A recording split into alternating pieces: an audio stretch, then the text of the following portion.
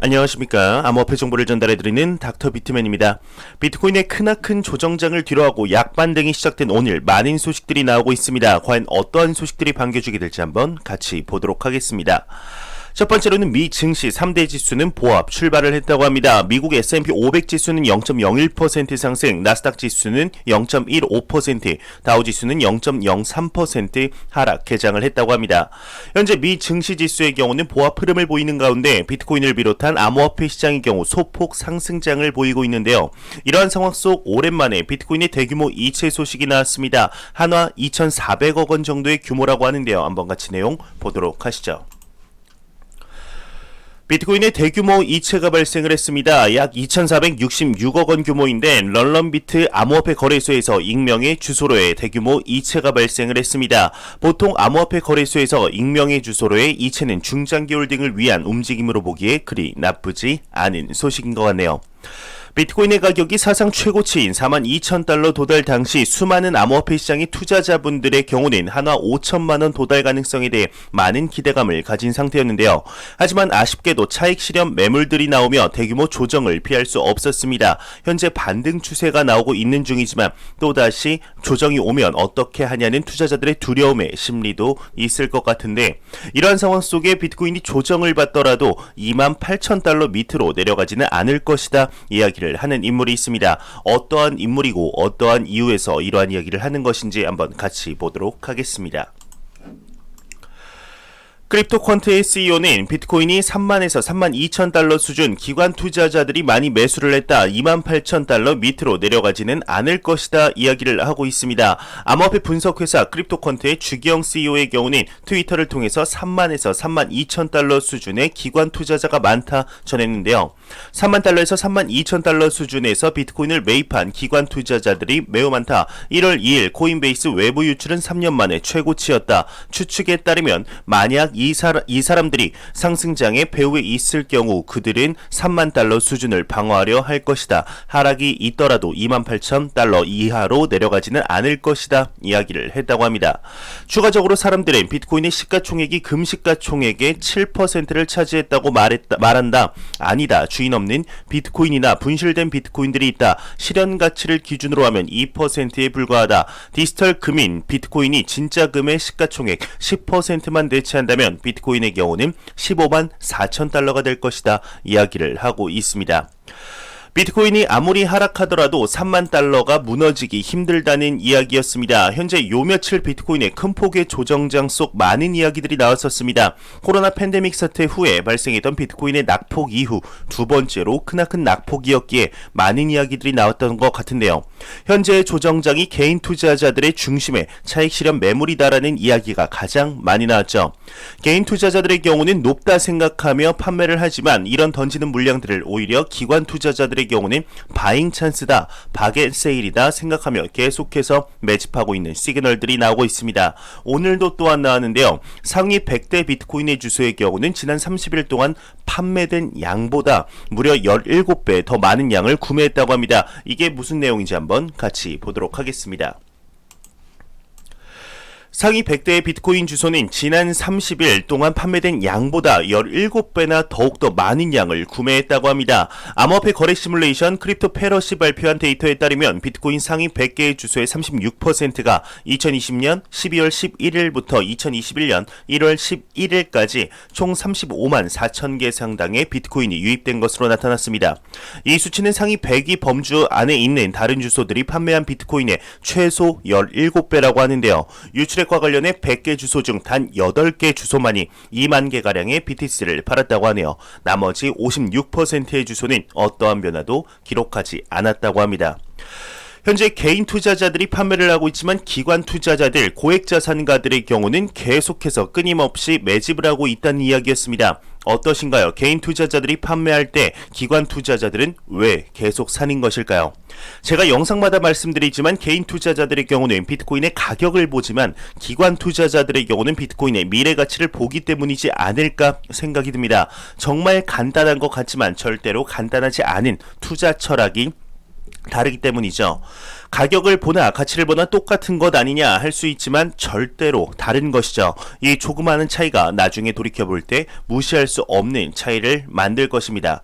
크립토컨트의 주기용 CEO의 경우는 3만 달러가 무너지지 않을 것이라고 이야기를 하고 있지만 설령 비트코인이 3만 달러가 무너지고 2만 5천 달러가 무너지더라도 비트코인의 장기적인 펀더멘탈이 건강하다면 그저 가격이 움직이는 변동성이라면 팔 이유가 없죠. 오히려 비트코인을 더욱 매수할 바잉 찬스라고 생각을 합니다. 절대로 최초 투자 목적이 3개월, 6개월, 1년 뒤 목돈을 만들어 나갈 생각이라면 투자를 안 하는 것이 좋다고 봅니다. 투자라는 것이 무엇일까 생각하게 만드는 대목인데요. 변동성과 리스크를 혼동하지 않으셨으면 좋겠습니다. 변동성의 경우는 중단기적인 가격 변동이죠. 이 부분은 이 세상에 존재하는 그 누구도 투자의 전설이라고 불리는 워렌 버핏, 심지어 짐 로저스도 알 수가 없는 부분입니다. 작년에는 워렌 버핏이 항공주를 팔자마자 가격이 오르는 현상이 있었다는 내용의 기사가 있었었죠. 단기적인 변동성은 그 누구도 알 수가 없습니다. 하지만 리스크, 위험은 우리가 투자하는 부분에 대해서 꾸준한 공부로 통제를 할 수 있다고 봅니다. 진짜 위험, 리스크는 그 시장의 펀더멘탈 자체가 흔들리는데도 알지 못하며 무조건 가치 투자, 10년 투자하다가 고꾸라지는 것이죠. 그러기 위해서는 빚내서 투자하시면 안 됩니다. 장기 투자할 수 없기 때문이죠. 분산 투자하셔야 됩니다. 리스크를 분산하기 위해서이죠. 다른 사람들의 말에 흔들리지 않은 본인만의 투자 철학이 있으셔야 합니다. 그 어떤 시장에도 나만큼 전문가는 없다라는 확고한 믿음과 투자 철학이 있어야 변동성에 흔들리지 않기 때문이죠. 비트코인의 가격이 올라갈수록 암호화폐 시장이 확장될수록 장기적으로 투자하시는 분들의 경우는 본인들의 자산이 성장하는 걸 경험하실 수 있습니다. 실제로 이번 상승으로 경험하신 분들도 많으실 겁니다. 그럴수록 10%가 오를수록 본인의 자산의 변동폭이 굉장히 커지는 것 또한 확인할 수가 있는데 가령 예전에 10%면 100만원밖에 오르지 않았다는 것이 이제는 300, 500, 1000만원씩 오르게 되죠. 떨어질 때도 마찬가지입니다. 10%면 100만원밖에 떨어지지 않았었는데 자산이 성장할수록 300, 500, 1000만원씩 떨어지게 됩니다. 움직이는 퍼센테이지는 동일하지만 그에 따른 자산의 변동폭은 훨씬 커지기에 초기 단단했던 투자 철학이 조금씩 흔들릴 수 있습니다. 이러한 것들은 절대로 이상한 것이 아니죠. 어떠한 투자자들도 다 겪는 것입니다.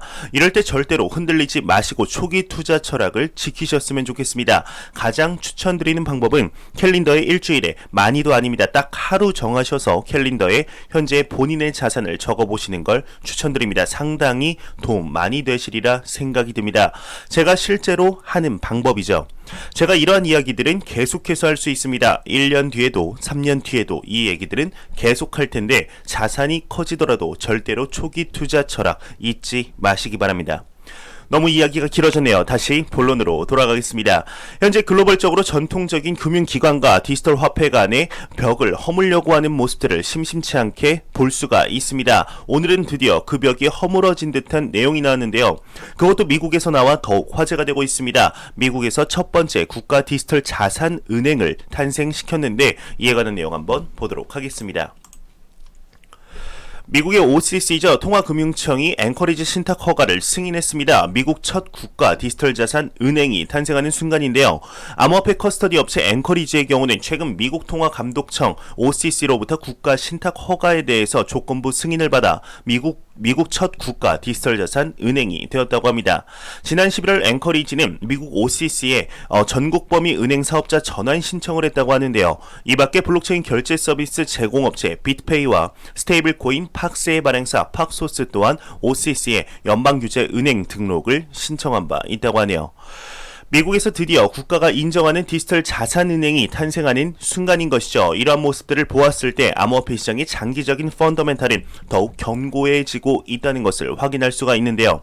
현재는 마치 암호화폐 시장에 비트코인밖에 없는 것처럼 가격이 오르고 있지만 시간이 지남에 따라 비트코인에 대한 인식의 변화가 있던 것처럼 알트코인들 또한 사라질 코인들은 사라지며 각 코인들의 펀더멘탈에 따라 각각의 움직임이 나오는 모습들 또한 볼 수 있지 않을까 생각이 듭니다. 현재 암호화폐 시장에 계속되는 주요 핫토픽을 꼽자면 단연코 미 SEC와 리플사의 증권소송 문제일 텐데요.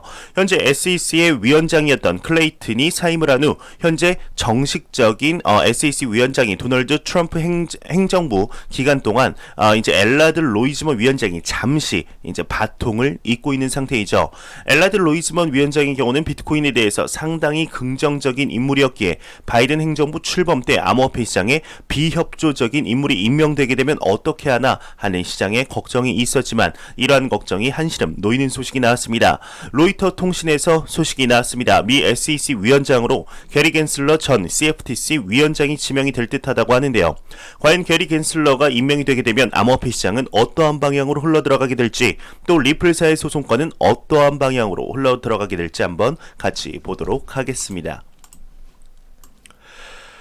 로이터 통신은 미 SEC 위원장으로 게리 겐슬러 전 CFTC 위원장이 지명이 될 듯하다 내용이 나왔습니다. 미국 상품 선물 거래위원회 CFTC에 게리 겐슬러 전 위원장이 차기 SEC 위원장으로 지명이 될 것으로 예상이 된다고 합니다.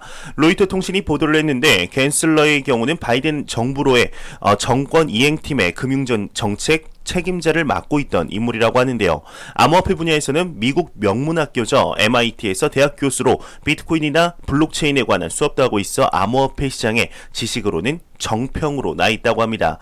특히 ETF에 관해서도 기대감이 높아지고 있는데요. 리플사의 소송건으로는 생각보다 현재 SEC가 취하고 있는 방향과 크게 다르지 않을 가능성이 높다고 하는데요. 과거 3년 전이죠. 2018년 XRP가 증권이 될 가능성이 높다 코멘트를 한 적이 있었다고 하네요. 하지만 3년 전이라는 시간을 감안했을 때 그간 충분히 견해가 바뀌었을 가능성 또한 높지 않을까 생각이 듭니다. 이번 SEC 위원장에 따라 암호화폐 시장에 긍정적인 또는 부정적인 영향을 줄 수 있는 만큼 많은 관심이 모이는 것 같은데, 내용적으로 보았을 때 암호화폐 시장 자체에 긍정적일 수 있으나 리플사 소송건에 대해서는 크게 영향이 없을 수 있다라는 견해인 것 같습니다. 현재 리플사에 대해서 안 좋은 소식들만 많이 나오는 것 같아 좀 마음이 아픈데요. 조금은 힘이 될 만한 소식이 나왔습니다.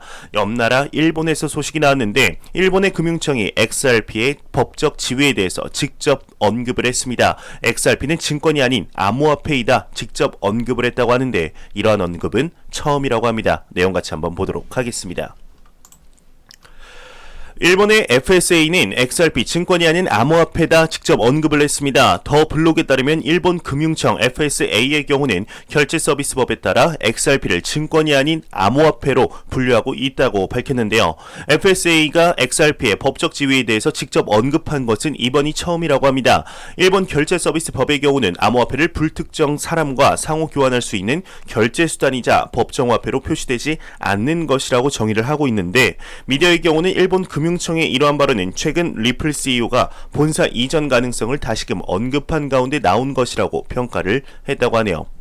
앞서 영국의 재무부 또한 XRP를 비트코인과 이더리움과 함께 증권이 아닌 교환수단으로 사용되는 토큰으로 분류한 문서를 공개했었죠.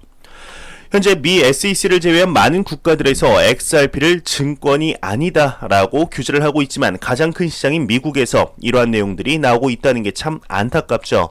매 영상마다 말씀드리지만 개인적으로 XRP가 증권으로 판명이 날 일은 없다고 생각을 합니다. 과연 미 SEC 위원장의 정식 임명에 따라 암호화폐 시장 그리고 리플사의 소송건이 어떻게 진행이 되게 될지 한번 지켜보도록 하겠습니다.